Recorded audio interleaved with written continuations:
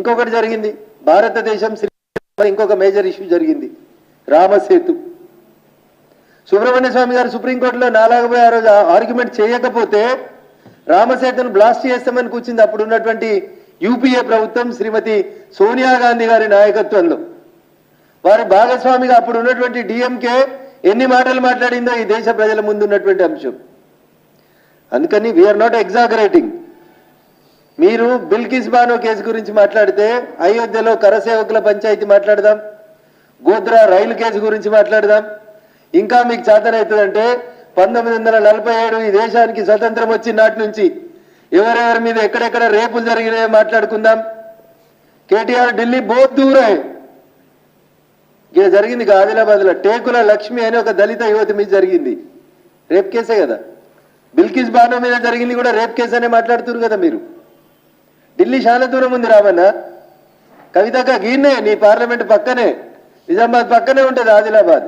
టేకులపల్లి లక్ష్మి అనేటువంటి దళిత యువతి మీద రేపు జరిగి మర్డర్ జరిగితే మీ నోర్లు ఎందుకు మూతపడ్డాయి? దళితుల గురించి మాట్లాడరా? తెలంగాణ మహిళల గురించి మాట్లాడరా? తెలంగాణలో మహిళల మీద అన్యాయం జరిగితే మా చెల్లె మాట్లాడేందుకు నోరు రాదా? అది సెక్యులరిజం కాదా? దళితుల హిందువుల గురించి తెలంగాణ ఆడపిల్లల మీద జరిగిన అన్యాయాల గురించి నోరిప్పేటందుకు రాని మీ ట్విట్టర్లు, మీ నోర్లు, మీ పేపర్లు ఎందుకు తెరుస్తున్నారు అంటున్నా. ఎవరికి వారసులు ఉందామనుకుంటున్నారు? నేను మళ్ళీ అడుగుతున్నా. రావణాసురునికి, శూర్పనఖలకు వారసులు ఉందామనుకుంటున్నా? రాముడు నడయాడిన ఈ నేల మీద రామునికి వారసులు ఉందామనుకుంటుర్రా? రాముడు అన్ని మతాలని సమానంగా చూడమని చెప్పిండు, సర్వధర్మ సమభావనతోటి పాలించిండు.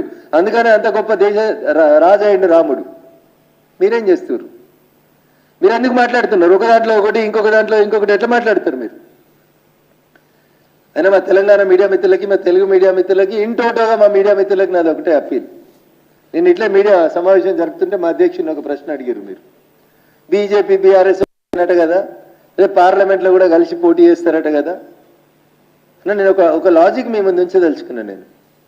నిన్న రాహుల్ గాంధీ మాట్లాడిన కొద్దిసేపటికి రామారావు గారు మాట్లాడతారు, రామారావు గారు మాట్లాడిన కొద్దిసేపటికి కవితమ్మ మాట్లాడుతుంది. So why can't you see all these 3 are in one line? Congress కనిపిస్తే గౌరవనీయులు తెలంగాణ రాష్ట్ర ముఖ్యమంత్రి యనమల రేవంత్ రెడ్డి గారు తన నెల రోజుల పరిపాలన పూర్తయిన సందర్భంగా ఒక ప్రముఖ టీవీ ఛానల్లో కూర్చొని మాట చెప్పిండు. సార్ ఏం చెప్పిండు?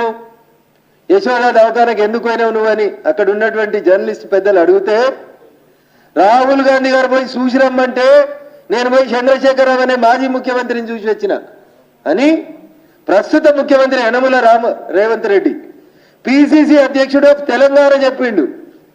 అంటే what is the line they are going? ఇవన్నీ ఏం కనబడతలేవా అన్న మా జర్నలిస్ట్ మిత్రులకి? అందుకని దయించి don't mix BJP with BRS please. We never align together, we never travel together, we will never travel together. One is east and the other one is west. అందుకని దయించి నా విజ్ఞప్తి ఏంటంటే బీజేపీ బీఆర్ఎస్ కలిసిపోతుంది అనేటువంటి ఒక తప్పుడు ప్రచారాన్ని చేసి మా కార్యకర్తల మనోధైర్యాన్ని దెబ్బతీయదని మీకు అప్పీల్ చేస్తూ, we will never travel together with BRS. BRS is inclining towards the Congress. BRS Congress కలిసే ఉన్నాయి.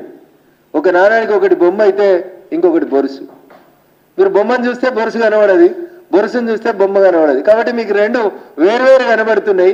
బట్ అవి రెండు కలిసి ఒక నాణానికి అటో బొమ్మ ఇటో బొరుసులాగా ఉంటాయి, కలిసి ట్రావెల్ చేస్తాయి. They will travel together. అందుకని అది బిల్కిస్ బాను కేసు అయినా, లేకపోతే పార్లమెంట్ సెంట్రల్ హాల్లో జరిగిన మీటింగ్ అయినా, ఆఖరికి మాజీ ముఖ్యమంత్రి గారికి ఆపరేషన్ అయితే ప్రస్తుత ముఖ్యమంత్రి పోయి పరామర్శించిన the line is same. Rahul Gandhi చెప్తారు, రేవంత్ రెడ్డి గారు ఆచరిస్తారు.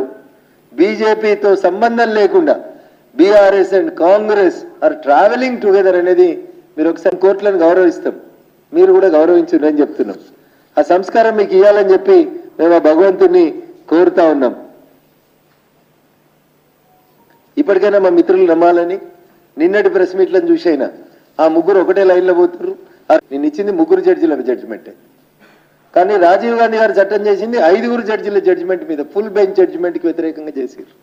కాబట్టి దయచేసి నిన్నటి జడ్జిమెంట్ మీద మాట్లాడుతున్నటువంటి వాళ్ళు రామ మందిర నిర్మాణం విషయంలో వాళ్ళు స్టాండ్ చెప్పాలి. రాముడి విగ్రహ ప్రాణ ప్రతిష్ఠ కార్యక్రమానికి వస్తారా రారా చెప్పాలి.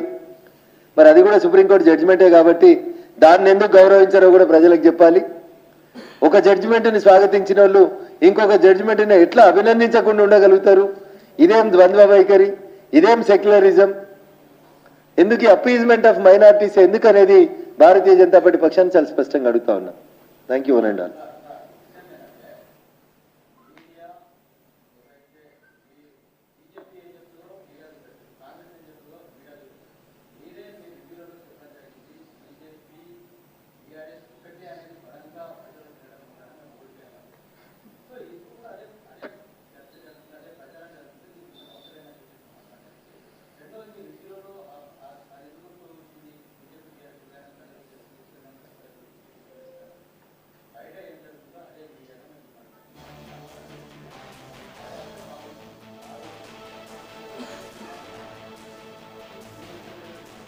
సో ఆ రోజు చెప్పినాం మహేష్ అన్న, ఆ రోజు చెప్పినాం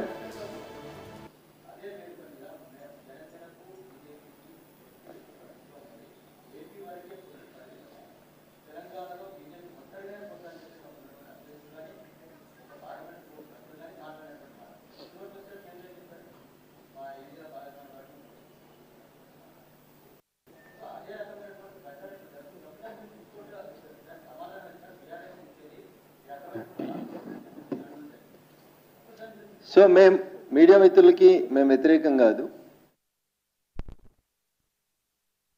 ఒకటి కవితను అరెస్ట్ చేయలేదు కాబట్టి మీరు ఓడిపోయినారు, ఇట్లాంటివన్నీ కూడా మా రివ్యూ సమావేశాలలో మేము ఎక్కడ రివ్యూ చేసుకోలేదు మహేష్ అన్న. మరి మీకు ఎవరు చెప్పారు అని నాకు తెలియదు.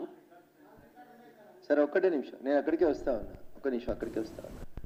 ఇట్లాంటి తప్పుడు ప్రచారాల విషయాలలో నేను ఒకటే సూటిగా మిమ్మల్ని అడగదలుచుకున్నాను. కవితను అరెస్ట్ చేయలేదు కాబట్టి బీజేపీ ఓడిపోయిందని మాట్లాడుతున్న మిత్రులారా, సోనియా గాంధీ రాహుల్ గాంధీని కూడా అదే ఈడీ పిలిచింది, రాబర్ట్ వాద్రాని కూడా పిలిచిర్రు. 12 గంటలు రాహుల్ గాంధీని కూడా అదే ఈడీ పిలిచింది, రాబర్ట్ వాద్రాని కూడా పిలిచిర్రు. 12 గంటలు 18 గంటలు కూర్చోబెట్టి గ్రిల్ చేసిర్రు. మరి సోనియా గాంధీని కూడా అరెస్ట్ చేయలేదు, రాహుల్ గాంధీని కూడా అరెస్ట్ చేయలేదు, రాబర్ట్ వాద్రాని కూడా అరెస్ట్ చేయలేదు. అంటే బీజేపీ కాంగ్రెస్ ఒకటా? The perception that was developed by some of the media friends, not all, was in favor of the Congress. With a malified intention they did it. Supreme court judgement విషయంలో తమకు అనుకూలమైన జడ్జిమెంట్ల మీద ఇలా Congress BRS ఎట్లయితే మాట్లాడుతున్నాయో అట్లే కొంతమంది మిత్రులు అట్లా మాట్లాడినారని మా మిత్రులు ఎవరైనా లేదా మా పెద్దలు ఎవరైనా అభిప్రాయపడి ఉంటారు.